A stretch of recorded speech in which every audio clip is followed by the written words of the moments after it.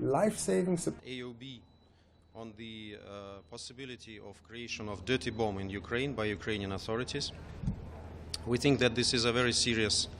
Is it working? Okay, that's better. So we think it's a very serious danger, serious threat. Ukraine has the capacity, Ukraine has all the reasons to do so, because we know that Zelensky regime wants to avoid, first of all, defeat. Secondly, wants to involve NATO for direct clash with Russia, which is very dangerous, and but which will be profitable for Zelensky regime to remain in power. We indicated that a dirty bomb is not a sophisticated device to be created. Actually, it's a shell with some radioactive waste, and it's very difficult to detect the activities to create this dirty bomb. But we have the information which we shared both in our letter that we sent yesterday, and we shared also this in telephone conversations between our Minister of Defense and his counterparts from several countries. So we indicated that there are at least two facilities that have appropriate scientific knowledge for the creation of this dirty bomb. They are also indicated in our letter. I think everybody has already seen our letter, so I will not dwell into the details. What else should I say? I think that I will limit myself to this and maybe answer your question. Yeah. Thanks, Ambassador. Michelle Nichols from Reuters. In the letter, it details how Russia thinks Ukraine could make such a bomb, and it says that it believes that President Zelensky has ordered two organisations to do this. Ordered two organisations to make this bomb. What's the evidence for that? What's the evidence that Russia has that some sort of order has been given by Ukraine to do this? It's intelligence information. Can you share with us? Do we share intelligence normally? Or does somebody share intelligence in such situations? We see that we know it, and we shared it in our telephone conversation with the counterparts who have necessary level of clearance, I would say. So those who wanted to understand that the threat is serious, they had all the possibilities to understand it. Those who want to reject it as Russian propaganda, they will do it anyway. So we're not very much worried about this. Yeah. Ambassador, can I get your reaction to the fact that Ukraine has invited in inspectors from the IAEA? That's number one. And number two, there are two controversies at the moment. One is the one that you've raised over the possibility of a dirty bomb. The other is about drones and Iranian drones. One, inspectors are coming in to try and clear up the matter. The other, you're blocking the inspectors. Why? You should be more precise, James, because this is a little bit twisting of the reality. The inspection on the drones that you're referring to is requested by several countries to happen within the framework of 2231 mechanism, which is not a sanction mechanism, and which can act only when the Security Council authorizes it to act. What we are objecting to now is that this cell is asked to be used upon the request of several member states, which absolutely violates the integrity of Secretariat of the United Nations. We will present our position in detail, I think tomorrow in the afternoon, when we will discuss this issue. This is one thing. The IAEA inspectors. IAEA is a different thing. Yes, I know, but in terms of those inspectors that Ukraine has said we've got nothing to hide, we're inviting in the IAEA, what's your reaction to that? Okay, they can come, but I explained to you the problem is that dirty bomb is not a very sophisticated device. If you were reading Ukrainian Telegram channels, which are quite informative, you will see that there is now a big fuss in the Ukrainian ruling circles because of the campaign that we started to launch, and a lot of indications that they are trying to kind of wind down this program. And of course, they will have enough time to do it. So again, I'm not an expert. Of course, it's between Ukraine and IAEA if they agree to go. But I really doubt that there is a possibility to be absolutely 100% ironclad sure that there are no activities of this kind, even after this visit. But this is my private opinion. Yeah. Ray Bouchafra from Sky News Arabia. Your Western colleagues, they denied the allegations that there is a dirty bomb, and they argue that this is not the first time Russia does this kind of allegation. They say that you did that before with the chemical laboratories, the DoD program in Ukraine, etc. What's your comment on that? With chemical laboratories, I think we will continue. It's not allegations. This is a very serious process, and we have requested a meeting, I think, in 2 days, in line with Article 6 of Biological Weapons Convention. This is a serious process, and we are launching it. We presented draft resolution in this regard. So I don't think that it will be so easy for our Western former partners to deny these claims. As for the others, there was such a question in the AUB. I answered, again, my perception is that there are a lot of claims that we have been making about the things that didn't happen. But shouldn't we view it through the perspective that they didn't happen because we raised these claims and because the Ukrainians were afraid to proceed with these provocations? Again, I can refer to Telegram channels which indicate clearly that these are the cases in many situations.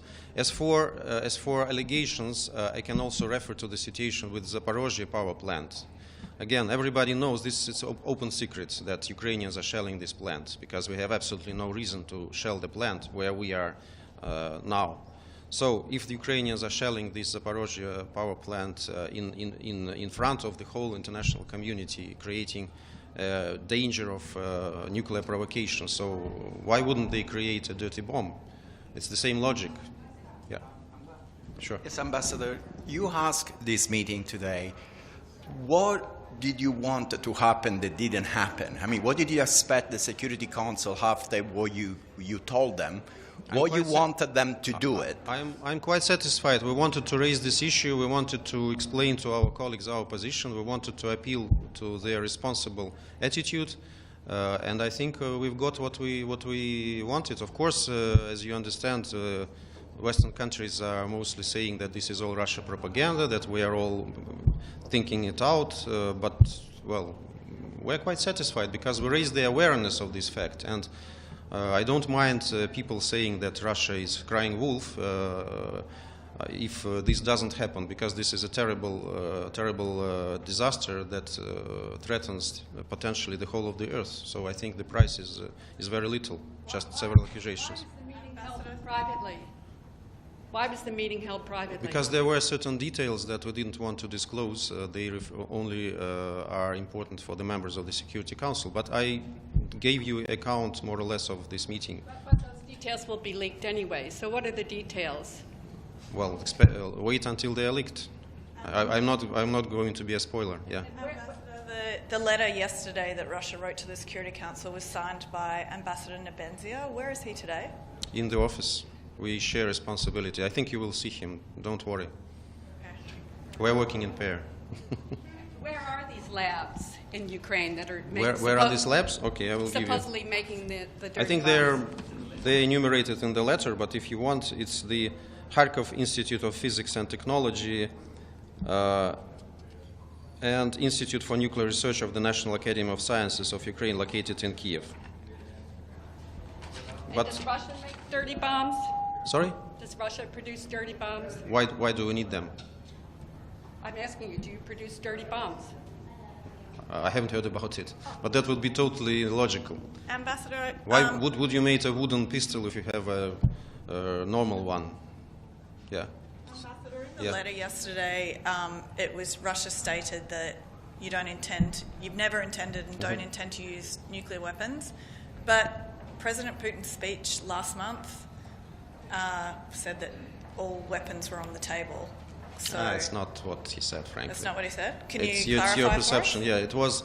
The message was that he's confirmed the Russian nuclear doctrine, which admits usage of nuclear weapons in a situation when there is an existential threat to our country. That's what he said.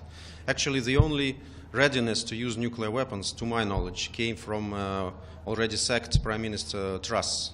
She said she was ready to push the button. I haven't heard about anybody doing the same. Could I just follow up on that, Ambassador? President Putin did say that all weapon systems would be on the table if Russia's territorial integrity came under threat from NATO. So to say in the letter that you've never mentioned or referred to the use of nuclear weapons is questionable at the You very didn't least. contradict to what I say. It doesn't contradict Russian military doctrine. I reiterate, it's about existential threat to Russia.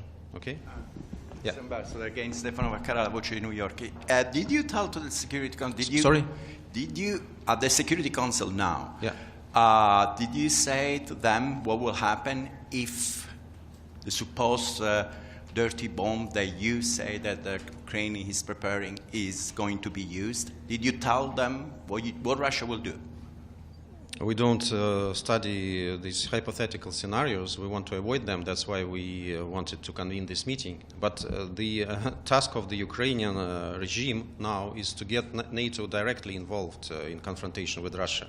What will happen if there is a direct confrontation between NATO and Russia? I think you have imagination to assume yourself. Okay? Just to clarify, last question, just to clarify, there's another meeting tomorrow on implementation. Yes, there is of another 2231. meeting. So agenda is following. We are keeping the whole council busy this week. Tomorrow we are speaking about this integrity of the charter in the line of requests to for investigation within the framework of 2231. And on Thursday we are asking for the meeting in line with Article 6 of Chemical Weapon Convention. So, both open. Yeah, absolutely. We have nothing to hide. Thank you very much. Thank you, Ambassador.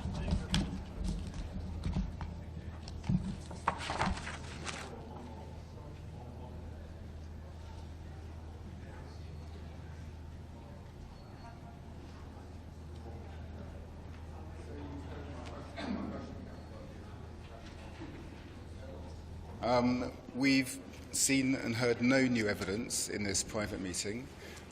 The ministers of the UK, France and the US have been clear. This is transparently false allegations we're hearing from the Russian Federation. Ukraine has been clear, it's got nothing to hide. IAEA inspectors are on the way.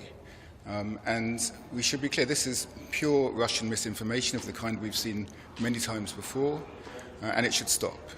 And it's Russia that's using nuclear rhetoric, and that should stop too. Thank you. And Russia is also planning a meeting in the coming days on biological weapons as well. They're asking for 3 meetings this week. We've had one, we have another one on biological, and a third one to explain why they refuse to accept an inspection from the UN about the drones that we have seen coming from Iran. So it's completely wasting our time, and it's misinformation, and it should stop. Thank you. What does that say about Russia's situation? Thank you.